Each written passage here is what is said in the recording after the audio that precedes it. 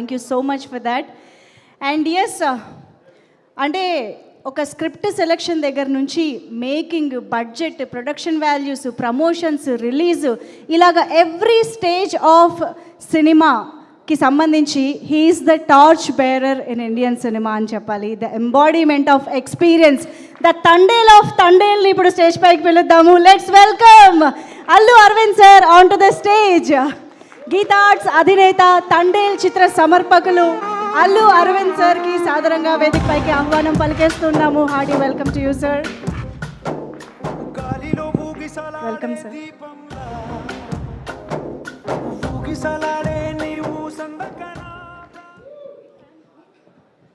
ప్రేక్షకులందరికీ నమస్కారం, మీడియా మిత్రులందరికీ నా శుభాభినందనలు. To start with Nagarjuna garu, thank you very much for visiting us, blessing all the unit. మీరు ఎంత ఆనందపడతారో మనం ఏమేమి మాట్లాడుకున్నామో నా దృష్టిలో ఉన్నాయి.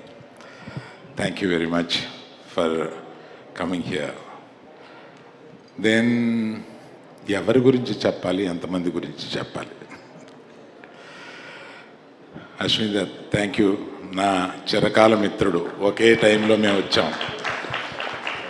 మీరు కూడా వచ్చి, అంటే మీరు మాట్లాడనన్నారో ఏమో నాకు తెలియదు కదా, మీరు కూడా వచ్చి 2 మాటలు మాట్లాడిన తర్వాత నేను కంటిన్యూ చేస్తాను. రండి మాట్లాడనని చెప్పారా?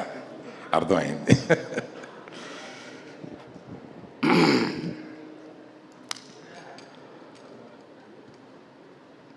ఎలా స్టార్ట్ చేయాలి అనేది సమస్యగా మారింది ఇంతమంది టాలెంటెడ్ పీపుల్ని చూస్తూ. To start with, I will start with the director. మనం ఏమి చెప్పినా, 1.5 year ఏమి కూర్చున్నా, ఏమి మనం మాట్లాడుకున్నా, ఫైనల్గా అతని మేధస్సులో ఏదో ఉందో అదే మీరు చూస్తున్నారు ఇవాళ. He's the biggest Thandel for all the members. అతను ఏమనుకుంటే అది చూపించారు. ఒక ప్రేమ కథని ఒక డిఫరెంట్ బ్యాక్గ్రౌండ్ తోటి కలిపి దాన్ని మిక్స్ చేసి, ఏది 2 దేశాల్లో ఉన్నా కూడా అది ఏది విడిపోకుండా పక్కపక్కనే జరుగుతున్న ప్రేమ కథలాగా దాన్ని స్క్రీన్ ప్లే వ్యూ చేయడం అంటే అది నార్మల్ కాదు. You have done an excellent screenplay job in this. You are a great writer.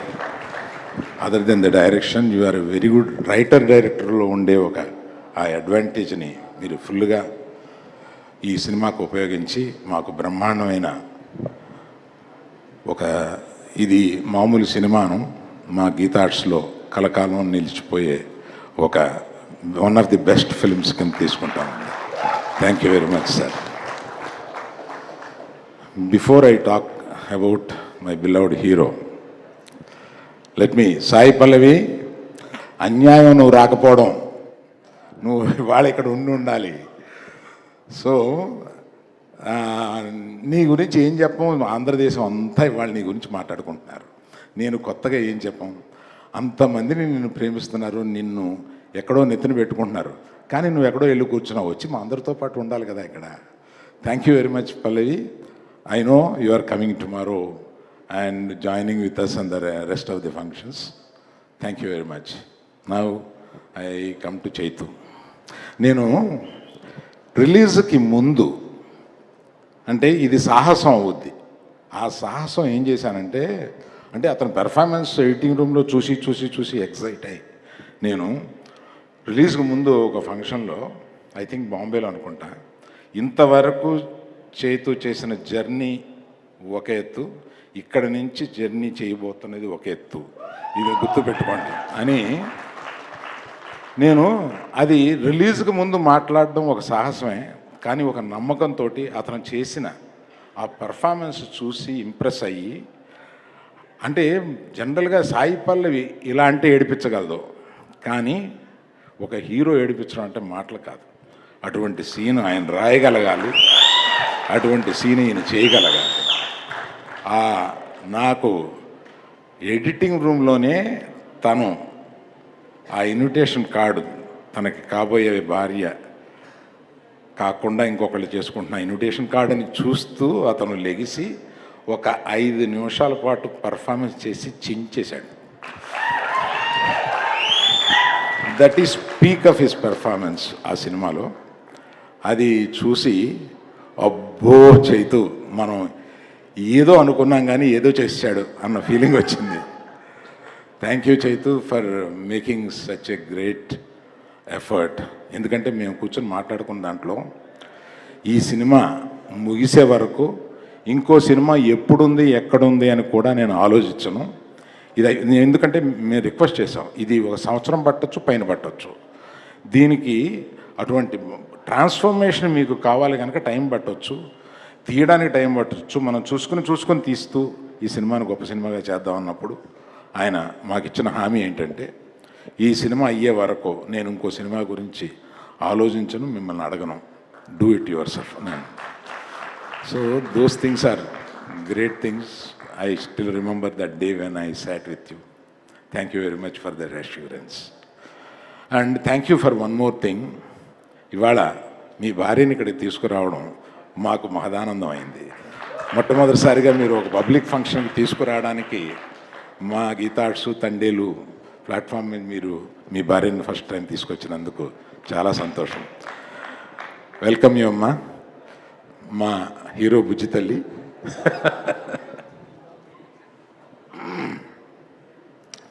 ఇంకొక దుర్మార్గుడు నా జీవితంలో ఉన్నాడు, అతనే దేవి ప్రసాద్. నా స్నేహితుడి కొడుకు, నాకు ఇంత వయసు నుంచి తెలిసినవాడు. అతను మొట్టమొదట మ్యూజిక్ చేసేసి ఒక క్యాసెట్ తీసుకొచ్చి నాకు వినిపిస్తే నేను ఎక్సైట్ అయ్యి, మ్యూజిక్ కంపెనీ పేరేంటి, మ్యాగ్నా సౌండ్. ఆ మ్యాగ్నా సౌండ్ కంపెనీ వాళ్ళకి నేను ఇది వినిపించి, ఇతను ఒక పెద్ద మ్యూజిక్ డైరెక్టర్ అయిపోతాడు, మీరు మిస్ అయిపోతారు, ఇది మీరు పబ్లిష్ చేయండి దీన్ని అని చెప్పి, ఇతను అప్పటికి మ్యూజిక్ డైరెక్టర్ కాలేదు. అప్పటి నుంచి తిరిగి మొన్న మా సంభాషణ ఒకటి మీకు చెప్పాలి. దేవి, నేను ఫోన్ చేశాను, అంటే మేము రాత్రులు 2ంటికి ఇట్లా ఉంటుందన్నమాట. ఫోన్ చేసి, నువ్వు పాటలు చాలా బాగున్నాయి, ఇది ఎడిట్ లాస్ట్ 1 మంత్లో, పాటలు చాలా బాగున్నాయి, మ్యూజికల్ అంటున్నావు, లవ్ స్టోరీ అంటున్నావు, లవ్ స్టోరీలోకి మ్యూజిక్ మెర్జ్ అయిందా అని నాకు డౌట్ వచ్చింది అన్నాను. అంటే భలే డౌట్, చాలా కరెక్ట్ డౌట్ అన్నాడు. అదేంటది అంటే, నేను మనకున్న మ్యూజిక్లో హిట్ అయిన సాంగ్స్లో తీసుకొని నేను బ్యాక్గ్రౌండ్ స్కోర్లో దాన్ని ఎలా మెర్జ్ చేసి I will stitch it the cinema, please see it అని అన్నాడు. అది కొన్ని సినిమాల్లో చేశాడు, అది నాకు గుర్తుంది, కానీ ఈ సినిమాలో ఎలా చేస్తాడని ఒక యాంగ్జైటీలో అడిగాను. దాని తర్వాత ఇంకొక రోజు అర్ధరాత్రి ఆ రైటర్ గారిని లేపి, అతను ఈ మన హీరో ఈ ఇన్విటేషన్ చూసినప్పుడు, అప్పుడు ఓన్లీ బ్యాక్గ్రౌండ్ స్కోర్ ఉండేది, నేను ఎడిట్ రూమ్లో చూసినప్పుడు, దాన్ని ఎంత పని చేసేవే బుజ్జి తల్లి అనే సాంగ్ని ఒక రాత్రి అనుకుని ఆయన లేపి అది చేసి పొద్దున్న అది మేము చూసేటప్పటికి అసలు ఆ సీన్ ఇంకెక్కడికో వెళ్ళిపోయింది. అటువంటి సినిమాని అంత ప్రేమిస్తూ దాన్ని ఎన్ని రాత్రుళ్ళు ఈ సినిమా గురించి అలా కూర్చుని దాని బ్యాక్గ్రౌండ్ స్కోర్ గురించి మళ్ళీ ఎడిటింగ్, మళ్ళీ మేము మిక్సింగ్ కూడా అక్కడ పెట్టాం. అక్కడి నుంచి మిక్సింగ్ థియేటర్కి వచ్చేసేసి ఒక సినిమాకి ప్రాణం ఇస్తాడనమాట. అందువల్లే ఇంత చిన్న వయసులో అంత గొప్పడయ్యాడు. మొన్నే ఈ మధ్య తమిళనాడులో నేను, ఎప్పుడురా ఇతని వర్షం నీ పడినే ఇరికే, 25 సంవత్సరాలు ఎలా రా బాబు నీకు ఇంత మంచి మ్యూజిక్ ఇచ్చుకుంటూనే వస్తున్నావు అని అడిగాను నేను. అలాగే చాలామంది నటులు, వాళ్ళిద్దరూ, ఒక ఆయన హీరో తరపు అయినా, ఒక ఆయన మాకున్న ఏకైక విలన్. అతను గొప్పగా పెర్ఫామ్ చేశాడు. మా శ్యామ్ దత్ గారి గురించి చెప్పాలి. ఒక లవ్ స్టోరీని తీయాలంటే ఒక డిఫరెంట్ ఫోటోగ్రఫీ కావాలి. ఇది మీకు సామాన్యంగా తెలిసి ఉండకపోవచ్చు. డిఫరెంట్ ఫోటోగ్రఫీ కావాలి. అందులో అందులో సముద్రంలోనూ పడవలోనూ మనం ఉన్నట్టుగా, of course across the ocean and beach చాలా రోజులు షూట్ చేశారు వీళ్ళు. నా డబ్బులని సముద్రంలో పోస్తున్నారేంటా అనుకున్నాను ఇలాగా. కానీ దాన్ని చూపించడానికి శ్యామ్ దత్ గారు ఎంత బాగా చూపించారు. దాన్ని ప్రతి చోట మా ఆర్ట్ డైరెక్టర్ గారు ఆయన మెరిట్ చూపిస్తూ వచ్చారు. ఆయనకి తర్వాత మాకు సినిమాలో సెకండ్ హీరోగా నిలిచిన మా తమిళనాడు నుంచి వచ్చిన మా నటుడు చాలా గొప్పగా చేశాడు ఆయన. డాక్టర్ అందరం కలిపి ఆయన குராட் நின்றுக்காங்க சார். ரொம்ப நல்லா பண்ணியிருக்கீங்க, ரொம்ப சந்தோஷம். உங்கள் பக்கத்தில் யார் அவங்க? மிஸ்ஸஸ் தானே? ஓ ஒய்ஃப் தானே? தேங்க்யூ. ரொம்ப நல்லா பண்ணியிருக்காருமா. எங்களுக்கெல்லாம் ரொம்ப சந்தோஷம். அவர் பண்ண முதல் படம் இவ்வளோ நல்லா இருக்குன்ட்டு. Thank you very much. So like that my co-producers are there. Thank you very much for supporting us. I should, when this is the occasion, I should thank you all. My senior colleagues in my office, Mr. Babu and Satya, please stand up. Big applause for them because they do everything for me when I am not there. Thank you very much. Thank you all. Like this, we are going to do few more functions like this. Thank you very much. Thank you sir, thank you very much. తండేల్గా ముందుండి ఈ తండేల్ నావని నడిపించినందుకు కృతజ్ఞతలు తెలియజేసుకుంటూ ఇంత మంచి చిత్రాన్ని మా అందరికీ అందించిన గీతా ఆర్ట్స్కి మరొకసారి ధన్యవాదాలు తెలియజేసుకుంటూ, ఈ వీడియో నచ్చితే లైక్ చేయండి. అలాగే మా ఛానల్ ని ఫస్ట్ టైం కనుక చూస్తున్నట్టయితే ఇప్పుడే సబ్స్క్రైబ్ చేసుకుని పక్కనే ఉన్న గంట సింబల్ ని యాక్టివేట్ చేసుకోండి. అప్పుడే మేము పెట్టే ప్రతి వీడియో మీకు నోటిఫికేషన్ గా వస్తుంది. అలాగే ఈ వీడియో పూర్తిగా చూసినందుకు ధన్యవాదాలు.